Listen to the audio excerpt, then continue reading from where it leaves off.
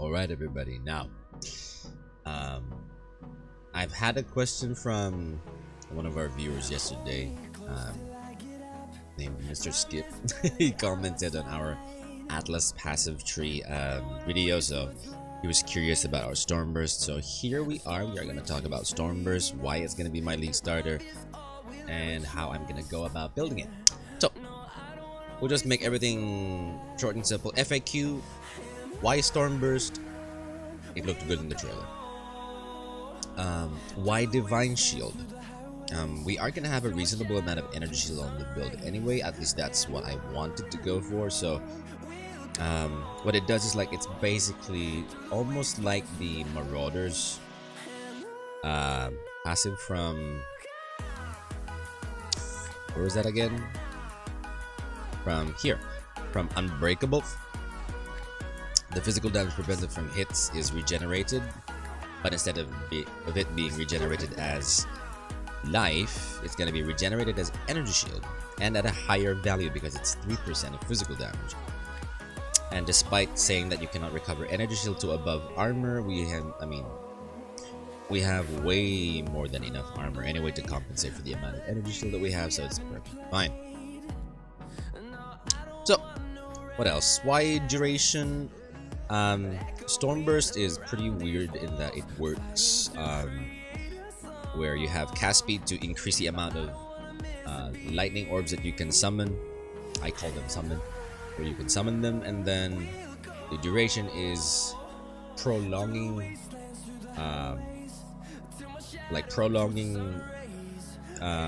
their life, so to speak, because the more lightning orbs that you have, the more they can run around every 0.4 seconds, and of course the more damage that you can do.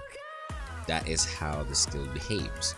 So that's going to be a very detrimental part of your damage, as you can see here. Taking that away is 288,000 DPS already. So anyway, we have two variants here. This is the simple and the low end mapping build, and the other is the more high-end build. I mean, it's gonna be high-end depending on the prices of the items that we're gonna use with it, but that's basically it. So,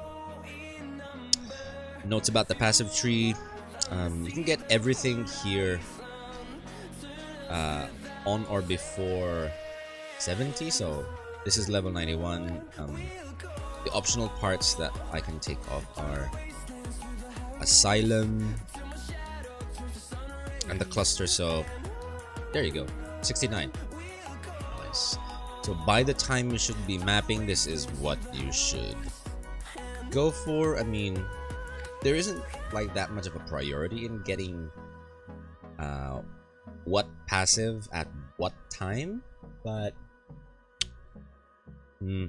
I guess you could go with Divine Shield the moment you have over 500 energy shield. That's gonna be the good time to do it.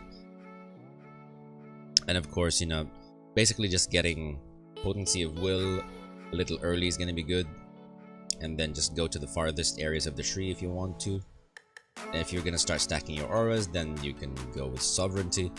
So, you know, it's basically just up to you on when you're going to go for what passives. But that is what it should look like once you're done with killing Kitaba in Act 10.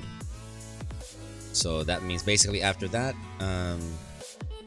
you can just start buying these cluster jewels. These cluster jewels are not going to be that expensive. I don't think they will be, because it's just Thunderstruck, Storm Drinker, and Disorienting Display. We won't have a Doryani's lesson here, and I'll show you why in a bit. And Abyssal jewels are just going to be that. Spell damage while holding a shield, and cast speed if you've dealt with crit recently. So, you know, that's basically just what you want to go for. Ascendancies are gonna be Fanaticism and Pious Path. That's basically it. I mean, you can also drop this if you don't want to, but I like having Sanctum of Thought because it reduces a little bit of crit strike damage, and you know, basically everything else is a little bit self-explanatory. I mean, you can even drop this if you want to, but since it's there, 3 damage, why not? So yeah, that is basically what the tree is gonna look like at that point, along with that. So for the items, Doryani's Catalyst is gonna be a good core item because that is where you can get the elemental damage, leech does life. If you can go with just about anything anyway for this build, as long as it is gonna be, I will recommend scepters because if you don't have that, you cannot use smite. Smite is gonna be one of our forms of increasing our damage as well, so I will recommend using a scepter over anything else. Inpulsas, lightning explosions, very quick clearing, very juicy. And then Mark of the Shaper, I couldn't think of anything to put anyway on the build that would increase our damage properly, so I just went with the Mark of the Shaper. And of course, with that in mind, you're gonna have to go with an Elder Ring.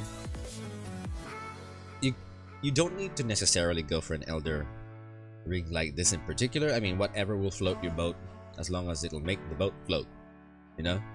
Stygian Vise, very simple. It does have influence on it, but I was just fiddling around.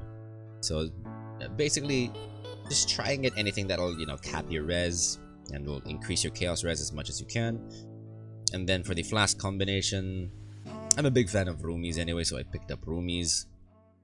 Cinder Swallow for the cast speed, and then Quartz for the spell suppression, and Jade Glass for a little bit of evasion. So that's all gonna help out with increasing our layers of defense. So as you can see, pretty stable physical damage reduction. Resistances are pretty okay. I mean, we haven't even inflated everything yet. You know, this isn't like inflated damage or inflated durability. And then going back here, this is going to be our skill gem combination: Storm Burst, increased duration of the Channeling Arcane Surge, calming effect, and Fist the Lightning. I mean, you can convert, or you can do your conversion somewhere else. You don't need to necessarily have physical to lightning, but that's just what I went for. This is going to be your auras: Clarity, Determination, Defiance, Banner, and Zealotry. As you can see, we don't have that much of a problem. The mana is going to be perfectly fine. Don't worry about the dexterity, we can fill that in. Not too worried about it. And for either your weapon or your shield, we're gonna have Molten Shell, Enduring Cry, and Assassin's Mark. And then for the boots, I'm also gonna go with here we are, Smite. Well, we don't need to necessarily go for Fortify. We are gonna test it out though because of the new Fortify changes, where, you know, it doesn't care as much for the physical damage that it does, or for the damage that the skill does. So hopefully it's gonna be good. So we are gonna have Smite and faster attacks, but you know, if Fortify works, we'll keep Fortify, and if it doesn't, we'll just go for a Phantasmal Smite with Enhance so that we can increase our attack and cast speed even more. And for the gloves, that's where we're gonna have our Sigil of Power and Frost Shield. Both are going to be buffed with increased AoE and increased duration, so that's going to be very nice. And then last thing that I haven't been able to put here is that I will also be using Shield Charge. But that's going to be our clearing. That's going to be our clearing mobility skill, Flame Dash for bosses, of course. And just to show the damage increases, we basically just have to go with increasing our stages of Sigil of Power to 4. And have you crit recently? We'll check that. Consecrated Ground, check. Channeling, check. Shocked an enemy recently, so you know, we have a fairly good amount of shock chance, as you can see here. Our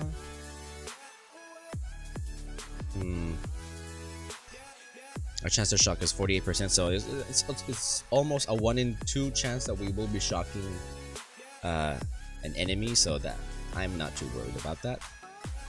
And is the enemy on Consecrated Ground? Yes, because we are using Zealotry instead of Wrath. Oh yeah, my point as well is that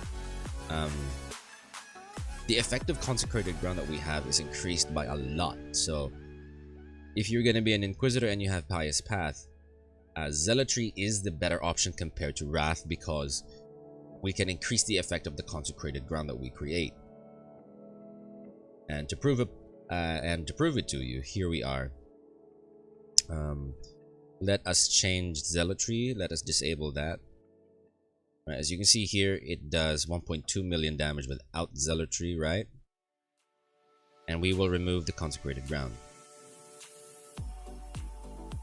Just for the sake of it, we'll also remove our Consecrated Ground as well. So as you can see, it's dealing a flat 1.023 million damage, right?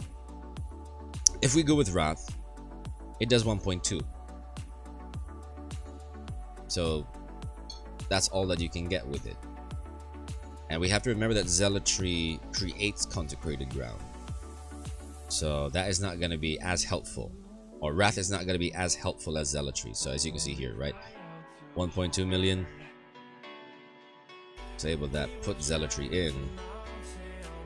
And once we crit, we have Consecrated Ground, 1.5. So that is the better option.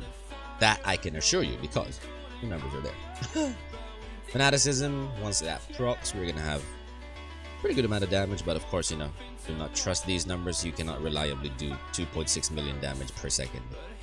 Anyway, because you will still have to dodge. I mean, not unless you go with Everlasting Fire, proc Fanaticism there. So yeah, that is basically it. That's what it is.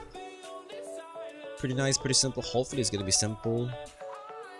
And the Doryani's prototype build is gonna be pretty similar as well. We're also still gonna have increased skill effect duration, much higher damage of course, but you know, pretty different weapon or gear combination. 6 links are still gonna be the same. Lightning bolt, helm. Well, lightning bolt is gonna come from Choir of the Storms. Still the same combination of auras. We still have Molten Shell, Enduring Prime, Flame Dash, Smite, faster attacks, and Fortify. Although I will say here that we do not have fortification stacks, because like I said, I'm still not sure whether or not we can get that applied. And then Sigil of Power and Assassin's Mark is going to be here because we have increased effect of shock on our impulses, so conductivity is going to be better there.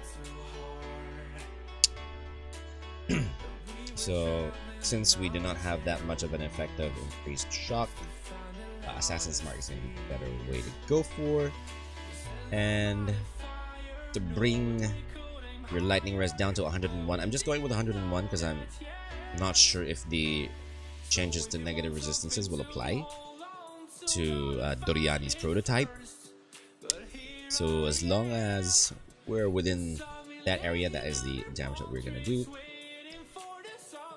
And of course, still the same combination, Doryani's Catalyst, Crown of the Inward Eye. This time is because, you know, we don't care that much about our resistances, so as long as we can bring fire and cold res to cap and basically just let go completely of lightning res and amplify the negative even more, that's going to be very helpful.